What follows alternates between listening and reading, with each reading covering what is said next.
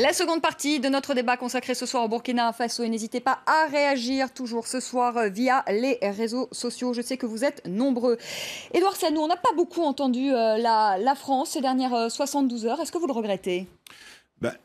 C'est vrai que la France ne s'est pas beaucoup exprimée. On peut même regretter qu'avant que les événements n'en arrivent là, qu'elle ne se soit pas exprimée davantage pour conseiller à Blaise Compaoré de ne pas modifier la Constitution et de ne pas tenter de se maintenir au pouvoir. Écrit. Le président a écrit une lettre, on ne peut pas être plus clair. Bon, le président a écrit une lettre dans des termes diplomatiques. Très diplomatiques que Blaise Compaoré, manifestement, ne comprenait pas. Oui. Voilà. Donc, nous, notre souhait n'était pas que la France décide... Vous le regrettez quand même que Paris ne donne pas un appui à la démocratie. Un appui plus fort à la démocratie. Et propose peut-être même à Blaise Compaoré, dans cette fameuse lettre, de prendre la tête d'une grande organisation internationale. Est-ce que ça vous heurte après 27 ans de pouvoir quand même autoritaire? Bon, moi, je pense que c'est le peuple burkinabé qui avait à se libérer du joug d'un dictateur. Le peuple burkinabé ne comptait pas forcément sur la France pour le libérer. Mais maintenant, il aurait été bien que, de la même manière que les Nations Unies, les États-Unis se sont très clairement exprimés pour la non-modification de la Constitution, que la France le fasse d'une manière un peu plus visible, je crois. Si vous me permettez peut-être aussi de dépassionner un tout petit peu le débat. Il faut remettre ça dans un contexte d'un régime de 27 ans. Je pense que tout régime qui a 27 ans, sa mutation, son départ, sa transformation est complexe, et en particulier en Afrique, où, on a quand même 2 générations de cadres qui ont été formés par le compaorisme, on a une administration entière, on a des militaires, etc., des enjeux internationaux, etc. Donc il y a eu un débat, il y a eu un dialogue politique avant la chute de Compaoré, qui était clairement un dialogue qui essayait de mettre en place les termes d'une transition avec ou sans l'amendement de la Constitution. Ce dialogue a échoué parce que personne ne fait confiance à personne, ce qui est parfaitement normal. Non, mais je pense que l'échec de ce dialogue était déjà inscrit dès le départ. Je dis juste, pour remettre les choses dans le contexte, que je ne pense pas qu'il y avait une présidence à vie derrière tout ça. Je pense qu'il y avait une tentative de se donner du temps pour trouver une situation politique à son propre départ qui devenait ingérable. Soit qu'il reste, soit qu'il s'en aille, c'était très compliqué pour tout le monde. Ça, c'est un. 2, on me dit que l'opposition, moi je connais tout le monde, je connais Zéphirin, je connais Ablassé, je connais les anciens de Blaise, etc. Ces gens ne s'entendent pas entre eux. Ils ont tous des ambitions. Si vous dites que votre monsieur Diabré, que je connais très bien, est le patron de l'opposition, vous pouvez en parler à Roch-Christian Caboret, et je serais curieux d'avoir son opinion là-dessus. Donc c'est une opposition divisée. Je serais curieux d'avoir l'opinion des mouvements dont parle notre ami, qui sont des mouvements citoyens qui sont presque à la limite de l'anti-parlementarisme, j'allais dire. Et donc tout ça est extrêmement complexe, et il faut prendre tout ça avec un peu de pincettes. Les militaires ont été divisés en 2011. Il y a une partie qui est allée vers le pouvoir. La base qu'on pensait complètement tenue est descendue dans la rue. Ils ont tiré dans les... Donc c'est un pays qui est beaucoup plus divisé, beaucoup plus fragile. C'est s'est exprimé ce jeudi.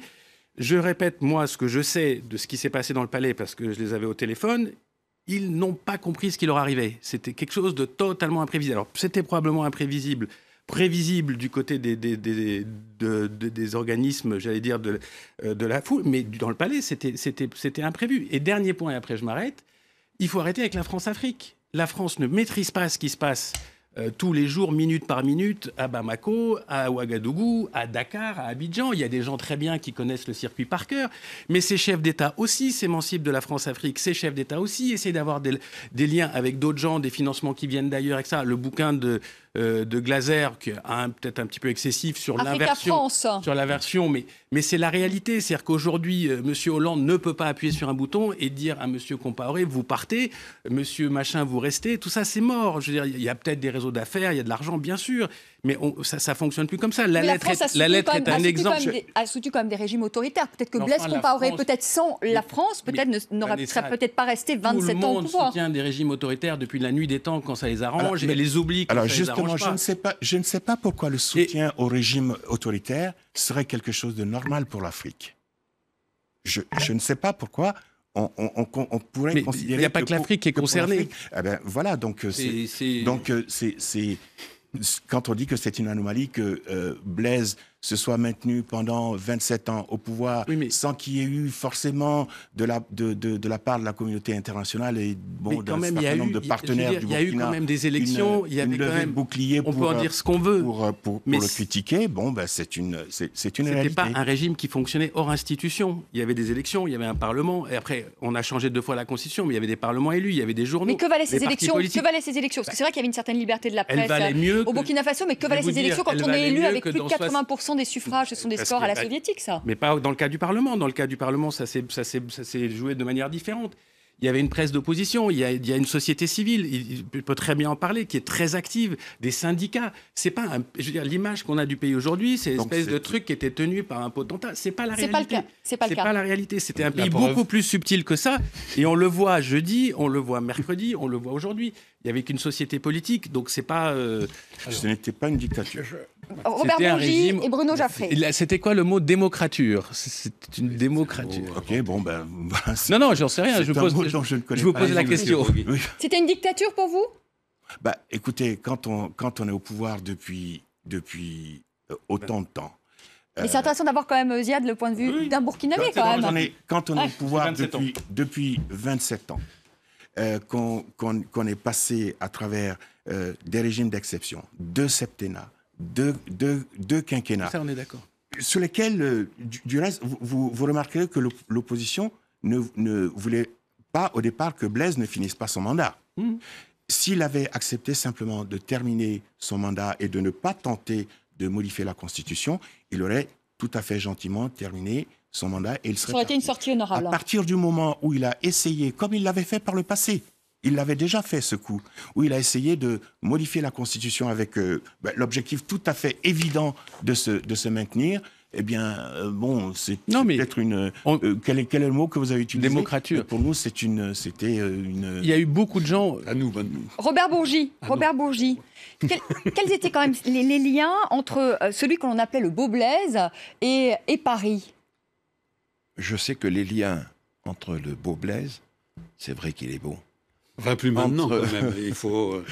entre le Beau Blaise et Paris était excellent. Mais... était excellent. Mais là, nous ne sommes plus aux affaires. Nous n'avons pas la responsabilité du gouvernement et de l'exécutif. Mais je voudrais dire quand même des choses que je suis le seul autour de cette table à pouvoir dire. J'ai été un acteur et un témoin de la France-Afrique dans tous ses visages. Aujourd'hui... Vous vous repentez? Est-ce que vous vous repentez? S'il vous plaît, vous me laissez parler. C'est pas méchant. Je voudrais vivre encore assez longtemps pour pouvoir corriger toutes les erreurs du passé. D'accord. Aujourd'hui, il n'est pas pensable qu'un chef d'État en Afrique puisse accomplir plus que le nombre de mandats que la Constitution lui permet. 1. Deuxièmement, plus de soutien à des chefs d'État qui veulent violer les constitutions. Plus de soutien aux chefs d'État qui truquent les urnes et les élections. Plus de chefs d'État qui pillent le peuple et les richesses du pays. Aujourd'hui, il faut remettre les pendules à zéro et donner la parole au peuple. C'est ce que mais Robert Bourgi, vous savez très bien qu'il y a la réelle politique. Ça veut dire que demain, on va plus se soutenir Denis Sassou Nguesso, qu'on va plus Madame, soutenir... vous ne me laissez pas terminer. Aujourd'hui, l'exemple du Burkina est un exemple extraordinaire.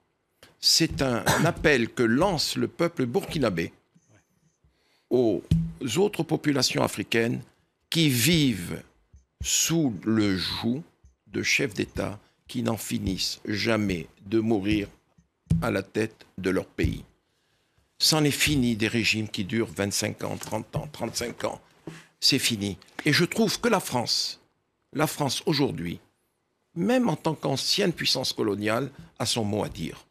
Et je trouve que la lettre du président François Hollande est à saluer. Mais je voudrais que ce président de la République, François Hollande, qui n'est pas de mon bord politique, puisse écrire la même lettre à Sassou Nguesso, à Idriss Déby et tant d'autres. Robert, non, s'il te plaît. C'est un peu dur aussi, parce que vous l'avez pas fait pendant des années, et maintenant vous leur filez le bébé, alors disons, mettez de l'ordre. Non, il faut. Non, Non, j'ai envoyé des messages au président Compaoré. Comme j'envoie des messages à d'autres chefs d'État, M. Jaffray. On n'est pas là simplement pour animer le côté obscur de la France-Afrique. Je n'appartiens pas à ce côté obscur. On a fait des choses qui sont inacceptables aujourd'hui. Soutenir des présidents qui n'avaient pas l'assentiment de leur peuple. Oui, le président Compaoré est parti, que cela serve d'exemple à l'Afrique d'aujourd'hui et de demain. Voilà. Bruno Jaffray, est-ce qu'on perd un allié précieux? Parce que ce qu'il faut quand même dire, c'est qu'il y a un COS, commandement d'opération spécial, au Burkina Faso. D'ailleurs, ces hommes se font assez discrets. Est-ce qu'aujourd'hui, avec le président Compaoré, est-ce que la France perd un allié précieux? Il était fini. Je répète que je l'ai dit depuis un certain temps. Et je ferme la parenthèse. Donc, et je pense que la relève est là. Vous avez vu les liens de Zéphirin Diabré avec la France. Il y a de quoi, en tout cas, si la France veut garder des alliés, il y en a d'autres qui peuvent jouer ce rôle. Donc on n'a pas de quoi s'inquiéter, parce qu'on rappelle quand même que le Burkina, on peut peut-être voir une carte, le Burkina est quand même frontalier du Mali, qu'aujourd'hui le Mali est une région qui reste encore extrêmement instable, avec des terroristes islamistes. Est-ce qu'ils vont pas... Ils ne vont pas... Et est-ce qu'il n'y a pas un risque aussi que le Burkina Faso, avec une vacance peut-être du pouvoir, puisse servir de base arrière encore aux terroristes? J'espère que ça va se régler. Je vais dire quelque chose sur la France-Afrique quand même. L'ambassadeur de France est très actif dans ces discussions. Qu'est-ce qu'il a à y faire là-bas? Entre les lignes, on arrive à voir qu'il a discuté avec un tel, dont M. Zéphirin Diabré, qu'il a discuté... Oui, non, mais on parle de la France. Aussi. La CIA est accusée d'avoir participé à l'assassinat de Sankara. C'est pas tué tout le monde. Comme les Français. Donc, et Le Figaro a, semble-t-il, écrit dans son journal que la France avait aidé à l'exfiltration de Blaise Compaoré. Une information, je ne sais pas si elle est confirmée ou pas, mais en tout cas, le Figaro l'a écrit. Vous avez des informations? Mais j'aimerais que peut-être Robert Bourgi ait des informations, parce qu'il est très bien informé, Robert Bourgi. Est-ce que la France a aidé à l'exfiltration du président Compaoré? Je me suis laissé dire qu'ils auraient facilité le départ du président Compaoré. Alors je continue, donc. Je me suis laissé dire. Un autre exemple. Je n'affirme pas. La France-Afrique est finie. Elle n'est pas finie. Un autre exemple. Je me suis insurgé contre M. François Loncle, qui est le président de l'amitié, du groupe parlementaire d'amitié franco-burkinabé. Pourquoi je me suis insurgé? Le lendemain de ce 30 octobre, monsieur vient à la radio. Il a dit un certain nombre de choses, dont le fait que la France... On va pas faire le procès de François Loncle, il n'est pas ici sur le plateau. S'il était là, il pourrait vous répondre. Donc moi, je voudrais qu'on avance dans le débat, parce que, pardonnez-moi, mais il reste très peu de temps. Ziad Limam, sur le fait... rester au pouvoir. Ziad Limam, sur cette idée, parce que c'est quand même important. Il y a l'opération Barkhane, il y a le terrorisme dans cette région-là. Je ne suis pas dans le domaine des secrets des dieux, mais je sais qu'à Paris et à Washington, il y a une volonté progressive de se débarrasser d'un certain nombre de gens qui sont en place.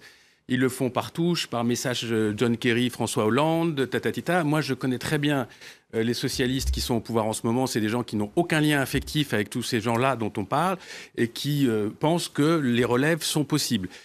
Là où il y a il y a quand même des socialistes. Oui, là, attendez, je voudrais dire la relève. Elle est un peu loin. Elle est là, la relève. Elle était un peu loin. La relève n'est pas possible. La relève est possible. Là, la relève. On s'entend plus. Il y a une deuxième chose, c'est que c'est très facile de donner des leçons à tous ces pays en leur disant assumez vos responsabilités diplomatiques, militaires, etc. Mais il faut voir ce que c'est que le Burkina. C'est un petit pays pauvre, excusez-moi, je ne fais que répéter une réalité, qui entretient un appareil militaire extrêmement important par rapport à la taille de son économie, à qui on demandait de faire la police au Mali, de faire la police au Niger, de faire la police pas où, de faire la police pas où. Et Berkane, on recule. Et Berkane, c'est le dispositif, on essaie de le limiter, etc. Si on veut lutter contre le djihadisme, si on veut lutter pour la sécurisation du Sahel, il va falloir que les Français, aidés des Européens, aidés des Américains, mettent des moyens militaires, d'intelligence, d'information, de guerre, etc., beaucoup plus importants que cette espèce de... Est-ce qu'il y a un risque de déstabilisation du Burkina Faso aujourd'hui, s'il y a justement vacance du pouvoir ou instabilité politique? La frontière du Burkina, c'est le Mali. La frontière du Burkina, c'est le Mali. Donc il y a un risque. Excusez-moi, entièrement pas d'accord. Je suis choqué par ce qui est dit. On parle des... Ce qui est dit par qui? Par moi? Oui. On parle des intérêts stratégiques des grandes puissances et on ne parle pas des peuples et de la jeunesse africaine. Moi, je vous dis, aujourd'hui, les peuples africains, et le Burkina Faso vient d'en faire une démonstration, je crois, sont des peuples matures qui ne veulent plus vivre sous le joug des dictateurs et qui ne veulent plus moi, je parlais de sécurité. leur liberté Moi, je et veux qu'on leur revienne sur la sécurité, Édouard Sanou. soit Est-ce qu'il y a sécurité. sur la sécurité, sur l'aspect l'autel sécuritaire, des intérêts stratégiques des est-ce que campus. vous craignez Mais c'est justement nos des intérêts infiltrations du terrorisme? On dit que le président Compaoré, avec des liens avec le MNLA, avec des liens avec Ansardine, est-ce que vous craignez justement que peut-être il n'y ait plus ces liens demain et qu'il y a un risque d'infiltration justement de ces éléments terroristes? On le rappelle, on regarde la carte. Mais Le Mali est frontalier du Burkina Faso. Le Burkina Faso n'a pas besoin de ces liens pour vivre et se développer. Ces liens étaient entretenus par Blaise Compaoré pour les intérêts de qui? Je n'en sais rien, mais certainement pas pour les intérêts du peuple burkinabé. Madame, si les liens Robert dont vous Bourgi. parlez du président Compaoré avec ces éléments terroristes existaient vraiment, est-ce qu'il y aurait eu l'opération Serval? Est-ce qu'il y aurait eu l'opération Barkhane? Moi, je pense, je vais vous dire une chose, cela va choquer, et je vais rassurer un peu Ziad. Blaise aurait dû partir beaucoup plus tôt. Clair. Mais là où je voudrais m'élever contre ce que disait tout à l'heure Ziad, c'est qu'en voulant triturer la Constitution, Blaise ne voulait pas préparer sa succession. Il voulait rester jusqu'au bout de ses forces au pouvoir. Je crois pas. Faire 1, 2 et 3 mandats. Je crois pas. Ziad, je suis d'accord. Tu es d'accord avec moi au fond de toi-même? Non, Attendez. je suis absolument pas d'accord. Moi, j'ai une chose à vous dire. Absolument pas. Non, je veux. Non, n'interprète pas ma pensée. Je ne suis pas d'accord avec toi. Je suis à peu près sûr qu'il y avait une tentative des gens autour de lui, de sa famille, etc., de négocier un deal pour pouvoir sortir d'une manière ou d'une autre, pas en étant le président de l'OIF, parce qu'il voulait pas être le secrétaire général de l'OIF, c'est pas du tout son truc. International de la francophonie. Vous croyez qu'il avait l'intention de... Moi, je crois qu'il y aurait eu des élections en 2015, qu'il aurait fait 2 ou 3 ans, qu'il aurait organisé quelque chose pour se sortir de la situation. Non, mais j'ai une question. Allez, on arrive bientôt au terme de ce débat. Moi, j'ai une dernière question à vous poser à tous. Édouard Sanou, est-ce que Blaise Compaoré doit passer devant la justice, selon vous? Écoutez, c'est une question de principe. Si Blaise Compaoré est responsable de quelques méfaits au Burkina Faso... Vous le savez s'il est responsable ou pas de méfaits au Burkina Faso? Bien sûr. Il est responsable de méfaits? Il est responsable de crimes au Burkina Faso? Il y a un certain nombre de situations au Burkina Faso sur lesquelles les Burkinabés se posent beaucoup de questions et où nous pensons que Blaise peut répondre et apporter des éclaircissements dont les Burkinabés ont besoin. Et ça peut se faire moi je sais que vous dites qu'il faut qu'il passe devant la justice, si ce n'est que pour le meurtre de Thomas Sankara. Bon, ça c'est la première chose qu'il faut élucider, mais il doit passer en justice pour les meurtres qu'il y a eu dans son pays, pour tous les crimes économiques qu'il y a eu dans son pays, et il doit être jugé par une instance internationale à déterminer pour les guerres qui se sont déroulées en Sierra Leone, au Libéria, en Côte d'Ivoire, au procès de Charles Taylor. Il était très souvent question de Blaise Compaoré comme étant un complice de Charles Taylor. Il n'a jamais été convoqué par la justice. Je veux dire une petite chose, c'est que si les gens s'inquiètent de l'armée, c'est parce qu'ils ont laissé filer tous les responsables du pouvoir et ils sont tous partis du pays. Et il y a une raison, c'est aussi cette raison qui fait que les gens sont inquiets. Ils n'ont peut-être pas pu les arrêter, mais le pays se trouve à devoir juger des gens sans en avoir les moyens. Culture militaire, 6 présidents, 5 chefs d'État Robert Bourgi, militaires. est-ce que vous pensez que Blaise Compaoré a des comptes à rendre devant la justice? Et est-ce que vous pensez que le président Ouattara, si demain il y avait des mandats d'arrêt internationaux, livrerait le président Compaoré?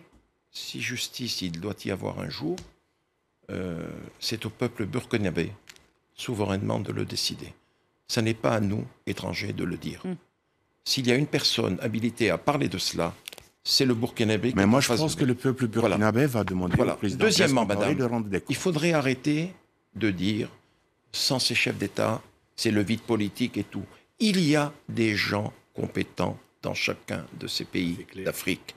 Ils ont été, pour la plupart, étouffés par un régime extrêmement fort, Et justement, c'est avec une sécurité très dure, très renforcée.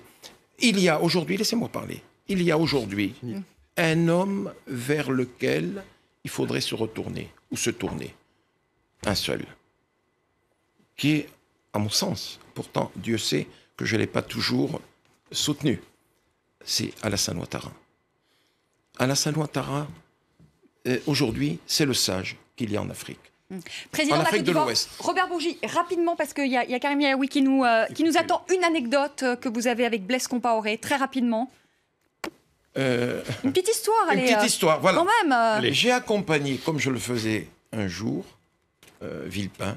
Vous savez, j'étais le rémora du requin. J'étais toujours avant Villepin dans ses visites dans les pays africains, n'est-ce pas, monsieur Ziad Liman? On te voyait. Et un soir à minuit, je fais recevoir Villepin, ministre des Affaires étrangères du gouvernement français, par Blaise Compaoré, qui m'avait fait le reproche de recevoir un simple ministre des Affaires étrangères à minuit.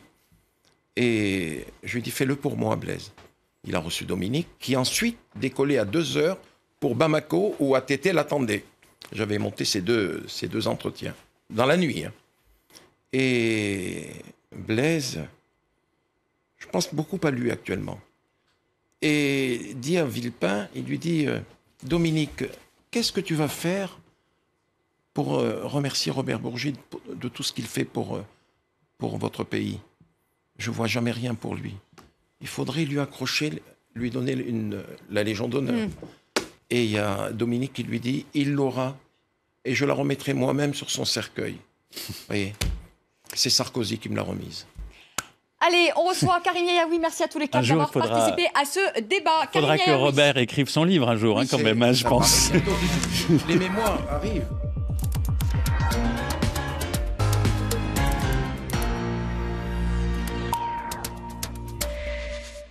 Bonsoir Karim Yaoui, avec un peu de retard, et excusez-moi, le Burkina Faso qui continue de faire la une des médias. Alors la une des médias français et africains, on va le voir du côté du Huffington Post, on titre sur cette inquiétude du peuple, mais aussi de la communauté internationale, de voir l'armée s'imposer. Du côté de ce journal ivoirien, Fraternité Matin, on titre aussi sur ces militaires, l'armée peut-elle s'imposer, avec ce sous-titre, l'armée a choisi le colonel Isaac Zida, chef de la transition, mais aussi chef de l'État.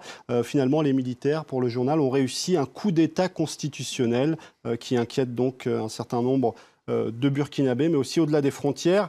La société civile et notamment un certain nombre d'organisations qui avaient appelé Blaise Compaoré à quitter le pouvoir ont tenu à mettre au point certaines choses, notamment sur le site du journal burkinabé Le Pays.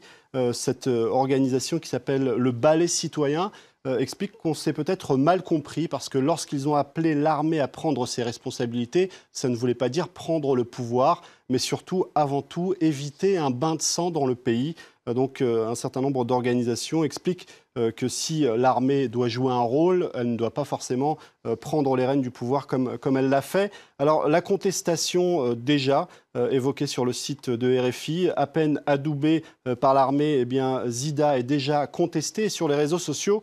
On s'en fait l'écho de façon assez claire. Yacouba Ouedraogo est journaliste. Il raconte ce qu'il a entendu pendant une manifestation. Zida nous a trahis.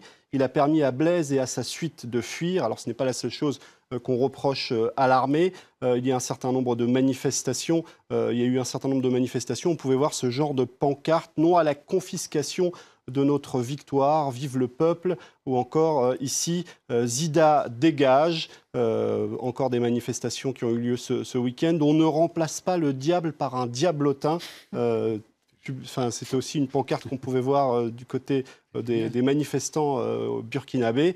Et puis ce site internet, celui de l'Observateur, autre journal du Burkina, qui est un petit peu moins critique vis-à-vis de l'armée, en expliquant que de toute façon, elle doit jouer son rôle, mais on évoque peut-être l'exemple malien qui pourrait être un exemple à suivre.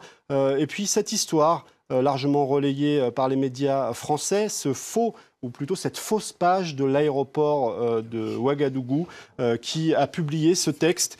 Comme cela se passe habituellement, les directeurs et les présidents des différentes institutions publiques ou parapubliques seront prochainement remplacés. Avant, c'était des amis et des proches de Blaise Compaoré. Ça sera des amis et des proches de ceux qui seront au pouvoir. Alors évidemment, on s'est rapidement aperçu que c'était une fausse page, puisqu'il n'y a pas de site officiel de l'aéroport de Ouagadougou, mais beaucoup de médias avaient relayé cette information avant de faire leurs excuses. Merci beaucoup, Karim. Je prends l'engagement formel que demain... De ne plus être en retard. De ne plus être en Je le retard. note. Vous le notez, je prends cet engagement devant tous nos téléspectateurs. Demain, je serai à l'heure. Merci à tous les 4 encore d'avoir participé à ce débat. Merci beaucoup, Karim, et 1000 excuses encore. Merci à vous de nous avoir suivis. Très belle soirée. Je vous retrouve demain à partir de 18h, heure de Paris. Tout de suite, le journal.